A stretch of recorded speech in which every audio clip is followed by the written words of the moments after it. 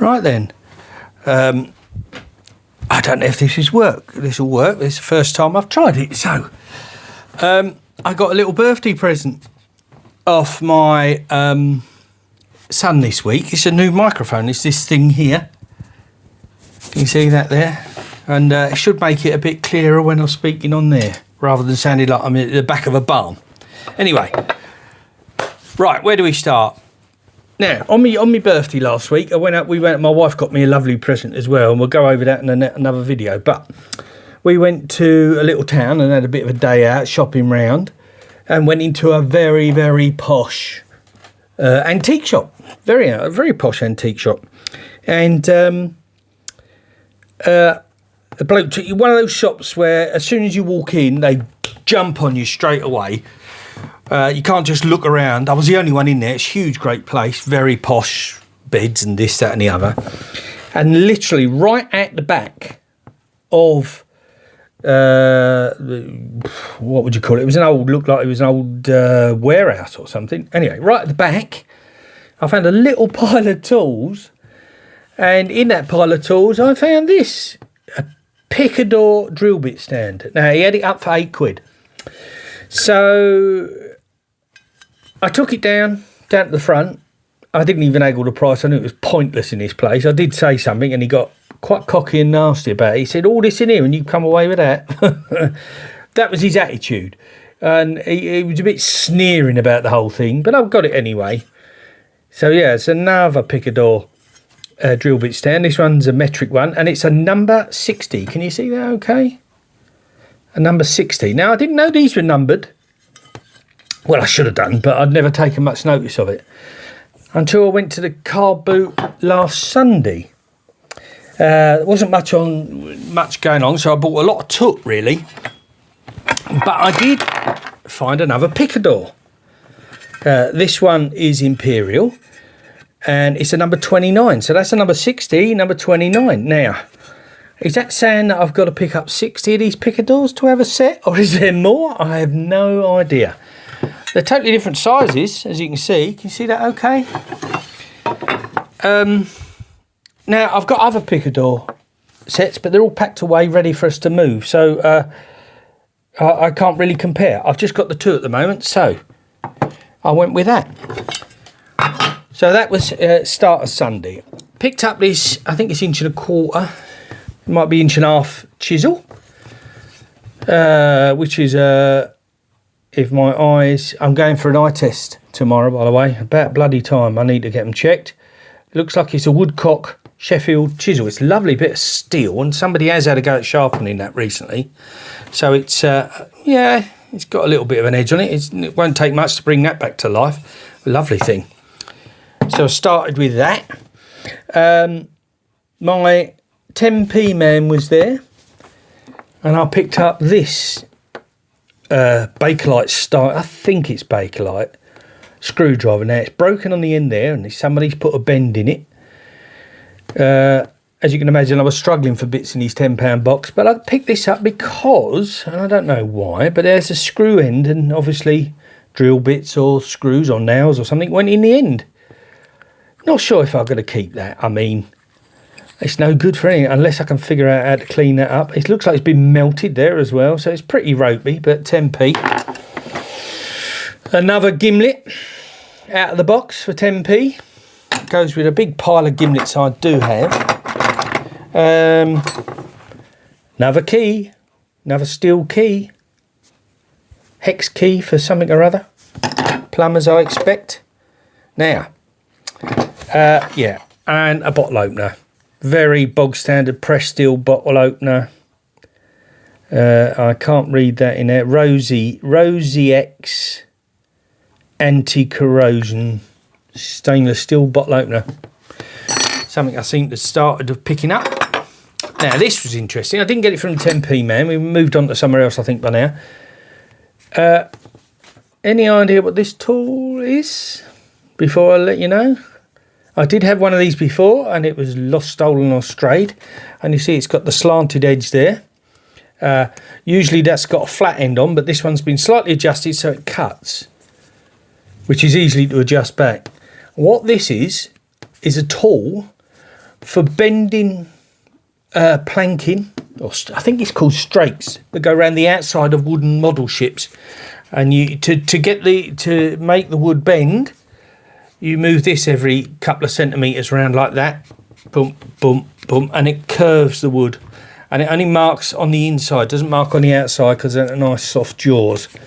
And I picked that up because, well, yeah, I had my last one when it disappeared. 50p, I think. I think we found a... Dog's kicking in. We found a little perfect screwdriver there that needs a little bit of wear and tear. Quite a nice wide one. She's seen something in the garden. Off she goes. Yeah, so perfect screwdriver. Now I found another plumber's key, but plumber's keys that are protecting themselves from vampires I'd not seen before. So there you go. SCEN on there. 6, 8, 10, 12 mil key, plumber's key, religious plumber's key. Stand back, all you vampires. Yeah. Now, I picked this little screwdriver, again, 10p man, I forgot, 10p man. Now, I've seen Nash Rathbone go over these. He's got a few of these. I think you go back to 1954. He said they're patented in 54, but this one hasn't got a patent number on, so it's one of the copies, and he has the other copies there. And it's one of those, but it's a wire stripper inside. And I just picked it up, because I remember seeing these around when I was an electrician. Never used them, but I saw them in people's toolboxes. Another very old and quite bent. Well, I would use this for opening paint tins these days, but it's another flat-ended screwdriver made out of just the simplest piece of bar. I've got a few of these too. These are quite old. No maker's name or anything on it. Just a fun thing to have. Another steadfast yellow screwdriver. A player's no-name tobacco tin. No name. Really lovely tin. No-name tobacco. Oh, hello. There's a great big essay on the back there, which I can't read with these glasses on, you know, copper plate writing. This tobacco is universally blended and manufactured by us from a blah, blah, blah, blah. I will have to read that and come back to that. Now, I forgot the proper name of these, but bricklayers use them, don't they? The line, you have a line wrapped around there. You have two of them. You ping out your line, and therefore you build your bricks. This one looks brand new, but it isn't. It cost £1.44, but I got it because I like the end. Because is that okay in the right place there? Look, it's a footprint, and it's well, as it says, footprint, made in England. And I just thought that was such a lovely mark that I thought, well, I might as well get that. It's next to nothing. I know it should be a pair. I tried looking for the other one in the boxes, couldn't find it, but I come away with that one. Now, I've gone a bit brass mad recently, and I picked up 3 of these brass, heavy brass. I think they're 3 1/4 or 3 1/2 inch. What would you call it? What the firemen use? They take off the mains, the water mains, before they screw on their hoses for whatever job. And there's 3 of them, and I had an idea that a friend of mine, who's a very good wood turner, could make some jars or some bottles, because he's quite keen on thread cutting, so that we could make those as the lids on the jars. I'll give them a good polish up, see what they look like.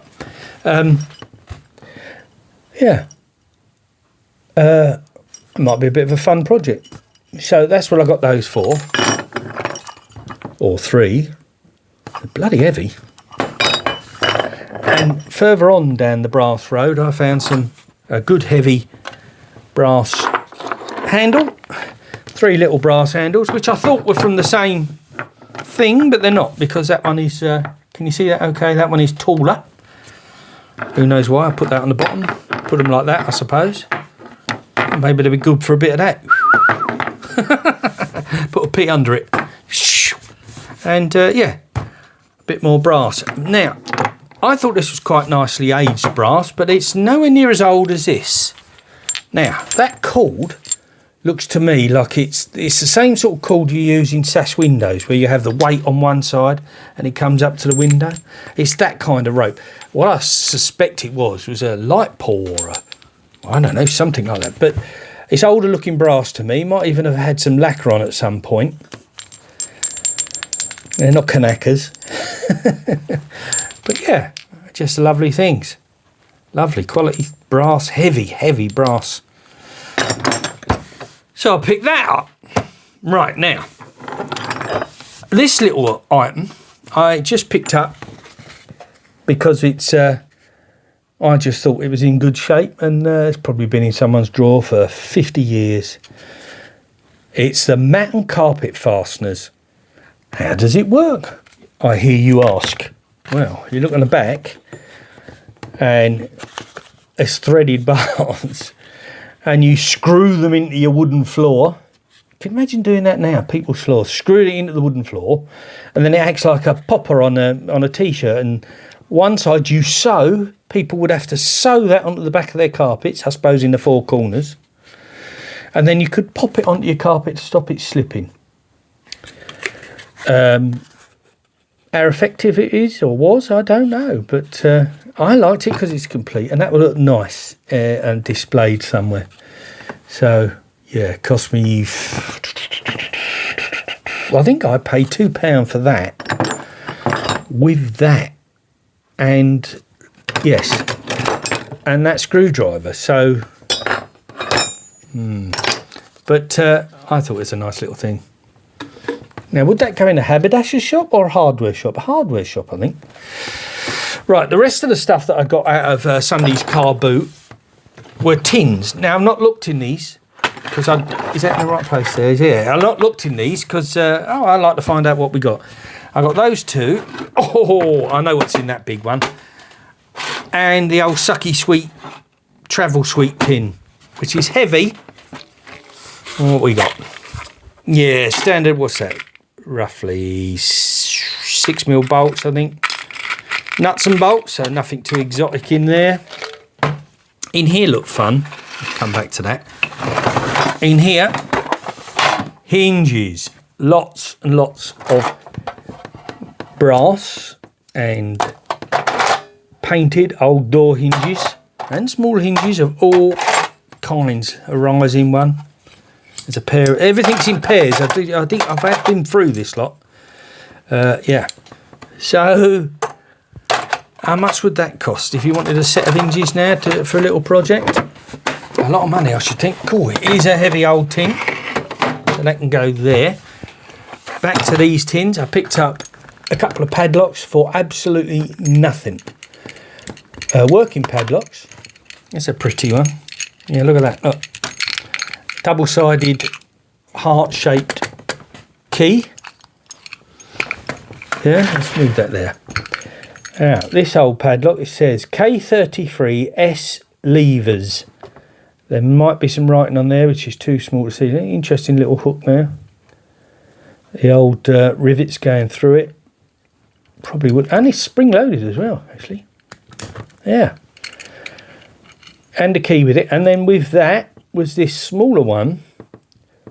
It says Boss on the key, and it's a little Boss padlock. I've seen these before. Made in Germany, number 23, 35mm Boss padlock. So I picked those up, but I thought that was lovely. Filthy, but lovely. Now, what we got in here? Let's have a look. In the first tin, which, by the way, was just in great shape for me. And it's full of buttons. Buttons and bows and, well, just buttons really. Buttons, not too exciting, but what we got in this one? This is heavy, very rusty and very small nails. Usable, I suppose. What's that say on there? Can't read whatever that says. What's in here? Odds, screws and a few bolts, a couple of raw plugs. Yeah, nothing too interesting in that one. Oh, stainless steel, stainless screws and bolts, but nothing in there.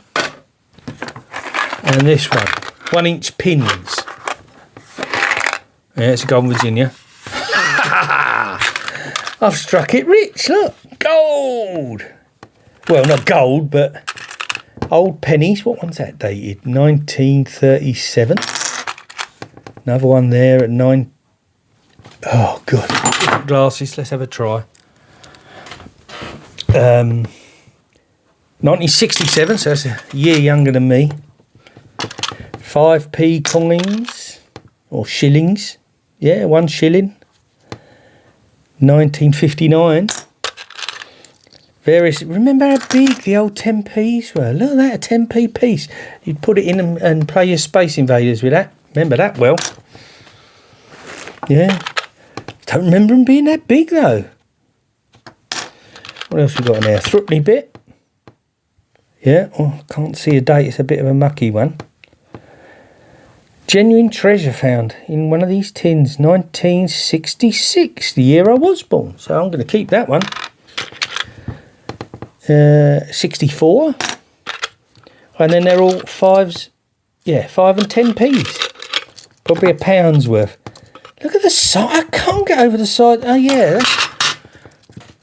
There's a 10p. What year is that? 77. Thick. And then there's a 10p. No, that's an old 5p. Look at the size. I don't remember them being so big. But yeah, when you had proper coins in your pocket. Yeah, lovely. 76. So hardcore cash. Proper, I'm rich. I'm rich. Yeah, some coins. What a nice little turn up. Didn't expect that. Right, so that's those. Now, that was Sundays. Now, where are we off to? Now, well, I think we're off to Wednesday's little finds.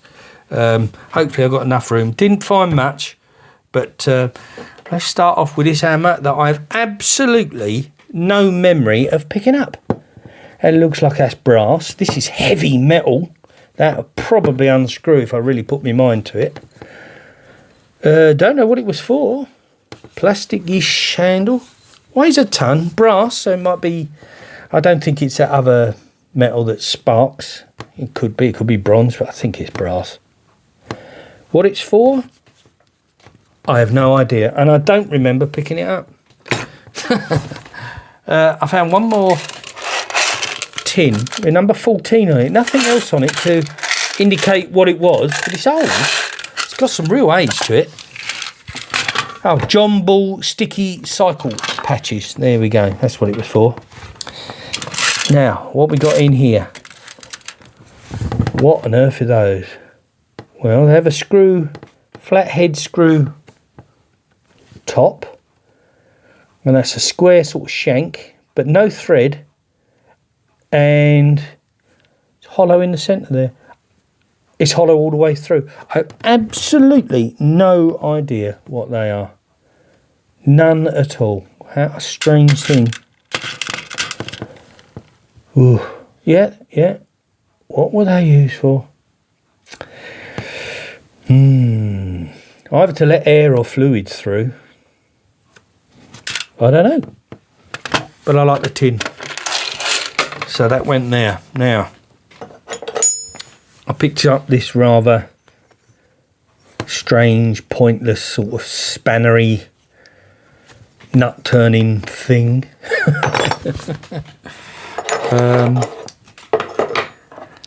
Another little tin. I like these. Enamel thinners. Yeah, there's plenty in there. Joy enamel thinners. Where was this made? A registered trademark of Tunbridge Limited, SW17.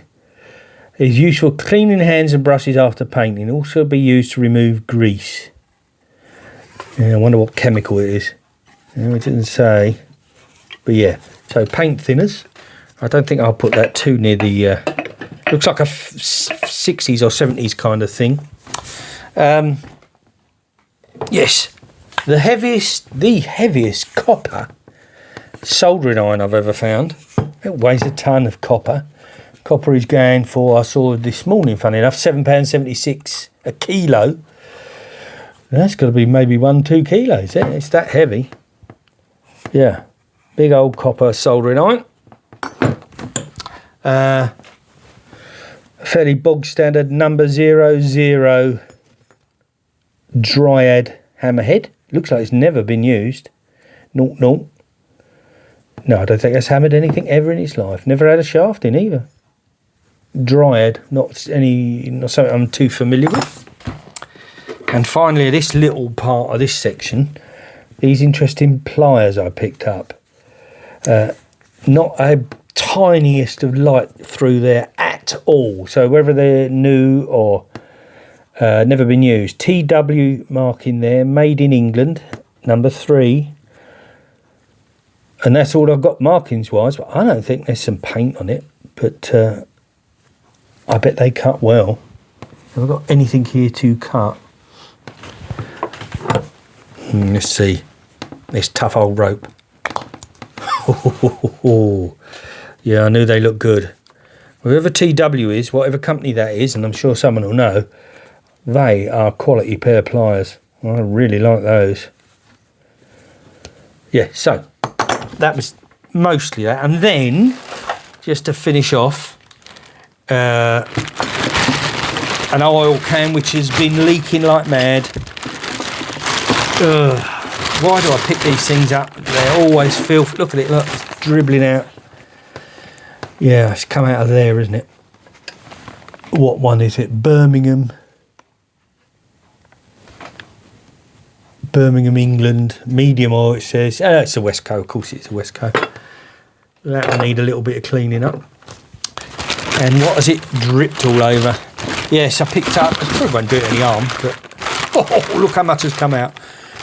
Picked up a nice iron. Look at the thickness on that. If you can see it, it's thick. I thought I've got a million uses for something like that. Give it a little wipe out. I don't want to go mad because it's done it good probably. What we got there? Warranted, case steeled, Hibernian mark on there. But I don't know. I don't think. I mean, you see the modern Lee Nielsen irons and Clifton amongst others, and Hock irons are that sort of thick. But I don't think I found an old one as thick as that before. You can see that okay. And I thought I'll have that. I will have that. What's that sound there?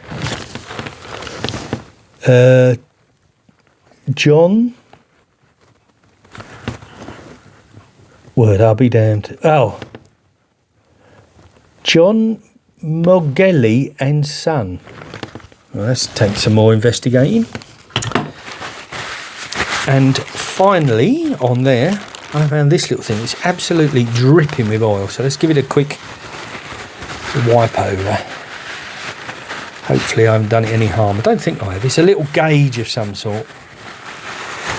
Metal gauge.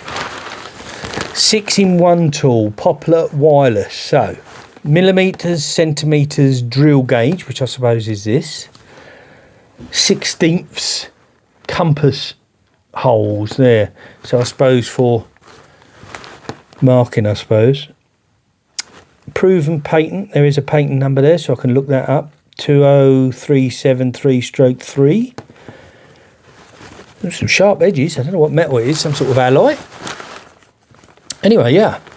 It was whiter than that, I think. I think the oil's got to it. But, yeah. Little marker. Oh, God, that has really poured out. Oh, it's all over the table. I'm going to be in the bad books. Right, I think that was the lot.